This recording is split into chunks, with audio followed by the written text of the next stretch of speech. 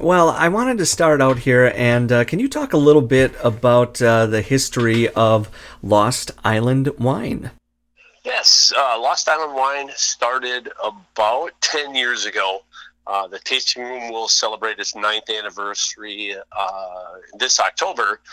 And it originally was an idea that was born from about, at the time, maybe 10 years of homebrew that my wife and I really got into making wine and beer at the house to where we would have maybe 15 carboys worth of different fruit wines in that we were playing around with. And then, about 7 years later, it was about 7 years into homebrew that we decided to maybe take a stab at making a business out of it with all the people that really liked what we were making, friends and neighbors and that.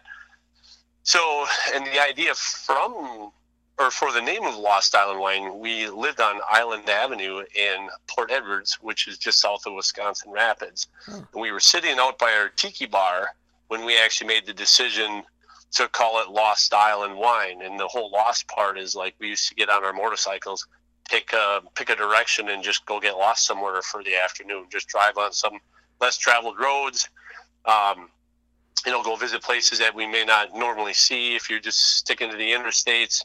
And so the whole idea is like to go get lost, preferably, with a bottle of our wine. But that was kind of the idea for a tropical themed winery way back almost 10 years ago now. All right, cool. That's very cool. And I can kind of see that you stuck with that tropical theme. What with your the Tiki Hut home brew supplies and the Skeleton Crew brew. I think that's very cool. Yes, that all kind of stuck with the theme. The pirate themed brewery was pretty easy to do with the kind of the Caribbean tropical themed winery, and then we had a lot of guests that would ask about homebrew supplies, which at the time, like 5 years ago, we didn't have a homebrew supply shop, and then we secured additional space in the building to add the store, and we're one of the few that are actually around here, brick and mortar, so to speak, that you could go in and actually pick items up and walk out with them versus, just order them on the internet and having to wait for them to get there to make beer versus picking them up. If you're really in the mood to make something, you can just grab it and go. Right. Yeah, that's cool. That's very cool. And I notice here on your website, too, that you have a Get Lost Wine Club. Can you talk a little bit about that?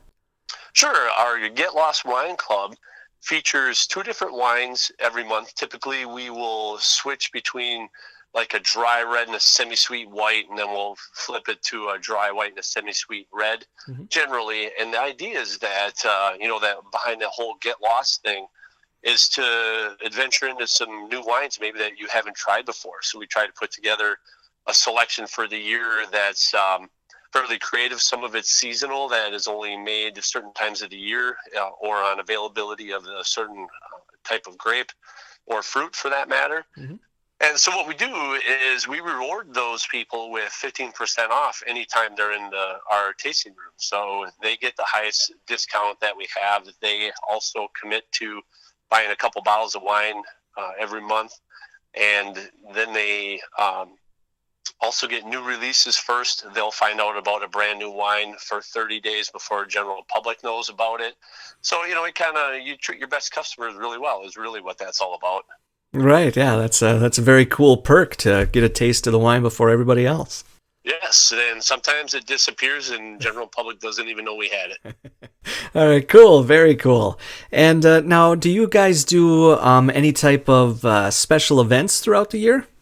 Yes, we do. Actually, in the summertime, we have a landscape courtyard that we call the Get Lost Garden. That's inside the building, actually, where we have a neighboring building where we share a courtyard. They really don't use it for anything, so they've given us the green light to landscape it however we want. We got a waterfall out there and a stage. We do live music about 6 times a year, and we'll bring in food trucks for those events. As a matter of fact, we have live music. It was scheduled for last Friday, and then due to the weather, we moved it to the musician was able to do it this Friday. So hopefully the weather holds up. But a lot of times we'll do that. We've done car shows before, or like car and motorcycle shows out in our parking lot on a Sunday. Sometimes we'll do fundraisers, cornhole events, out in our parking lot. Just depends on what people are looking to do to, get a crowd here, get them hanging out, having some wine and beer, and enjoying the afternoon. Right. All right. Cool. Very cool. And now, it varies, it seems, with different wineries, but are you guys open all year round, or do you tend to just be open during the summer? We are open all year round since we are right in the city limits, right by the mall here in Alaska. We have our tap rooms open every day except for Monday, all year round.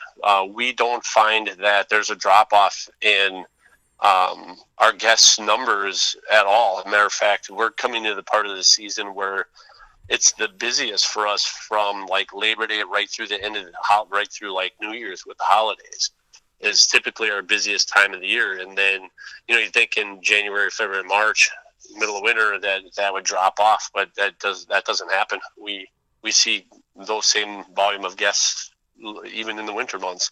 All right, cool. That's very cool. And then coming up here next Saturday, September 11th, you will be part of the Great Taste Festival down in Black River Falls. And if people stop by your booth to say hello, what can they expect? Oh, we will actually be pouring both our wine and beer at the event. We like to go to events where they allow us to have a single booth and be able to do both products out of there. Otherwise, staffing is a little difficult to have a beer tent or a beer booth and a wine booth separately. So most every one of them that we go to, let us set up our canopy with both being served there.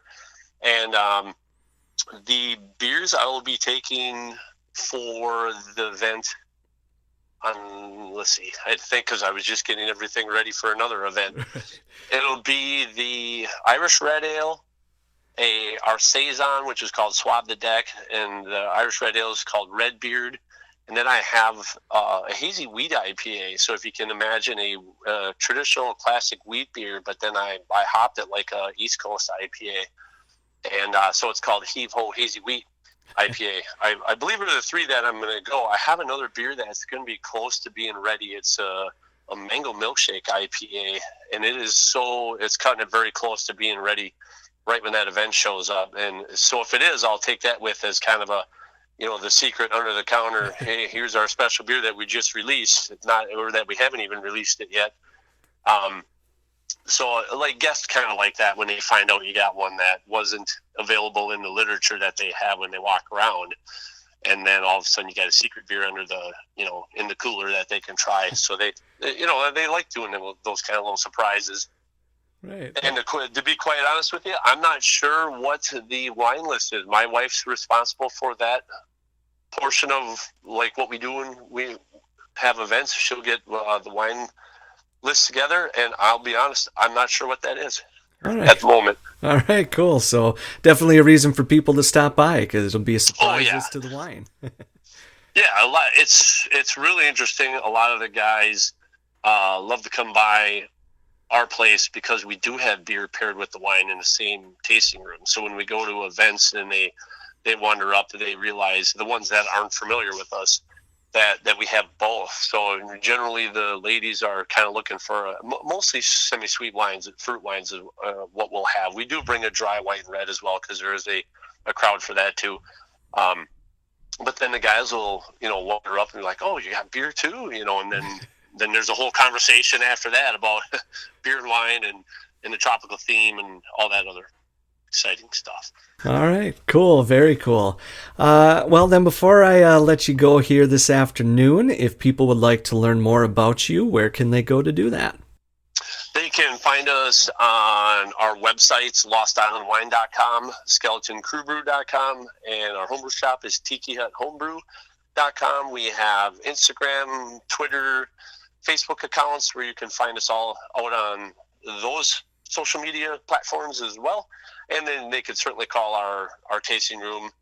We have hours Tuesday through Thursday, 4 to 9, Friday, Saturday, noon to 10, Sunday, noon to 5. And those are all year-round hours. We don't change them seasonally. So they can give us a call if they have any questions on wine flights or beer flights or any supplies in the homebrew shop.